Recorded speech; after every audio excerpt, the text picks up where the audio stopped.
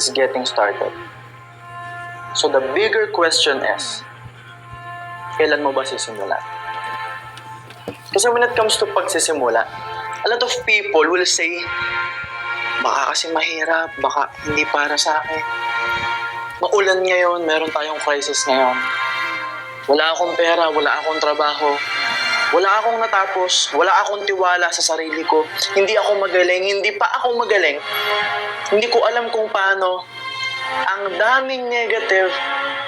And yes, there's a lot of excuses. And those are valid excuses na pwede mong sabihin para hindi mo masimulan. Alam naman natin, napaka-negative ng mundo. May mga tao na kapag shinare mo yung pangarap mo, hindi ka pakikinggan. Yung iba, pagtatawanan ka pa. Yung iba, huhusgahan ka pa. May mga tao na kapag nag-share ka ng negative ng mga bagay na hindi magandang nangyari sa'yo, sasamantalihin nila yon para i-mindset ka, para i-down ka lalo. Kasi vulnerable ka. May mga tao na hahatakin ka pa rin pababa. Dahil gusto nila pare-pareho kayo. Dahil gusto nila lahat kayo nandun lang sa baba. Sobrang daming hatred ang umiikot. Kaya ikaw, takot kang magsimula.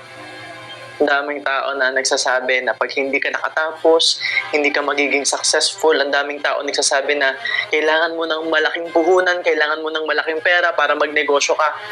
Ang daming nagsasabi na kailangan magaling ka bago ka magsimula. Ang daming nagsasabi na kailangan sigurado. Sigurado ka ba dyan? Kaya mo ba talaga? Baka naman hindi yan para sa'yo. At ang mahirap doon, yun din yung iniisip mo na baka hindi yun para sa'yo. Kaya lang, kailan mo ba talaga sisimulan? Ano bang hinihintay mo? Kasi kung titingin ka lang sa mga excuses, again, there are a lot of valid excuses available. Kami, nakarating kami, kung nasan kami ngayon, nabibili ko yung mga bagay na gusto ko, ang dami kong negosyo, lumalaki ang negosyo ko, mainly because lahat ng excuses ko, tinapon ko na. Ang problema, tinapon namin yung excuses namin, pero bakit mo pinupulot? Bakit nyo pinupulot yung excuses na tinapon na namin? Ang mahirap sa iba, nakatingin lang lagi sa excuses o sa sasabihin ng ibang tao. So I will ask you again, ano bang hinihintay mo? Hinihintay mo pa bang may mangyaring hindi maganda? Hinihintay mo pa bang may mangyaring hindi mo gusto? Hinihintay mo pa bang maging worse yung sitwasyon mo? Kasi yes, may excuse ka ngayon.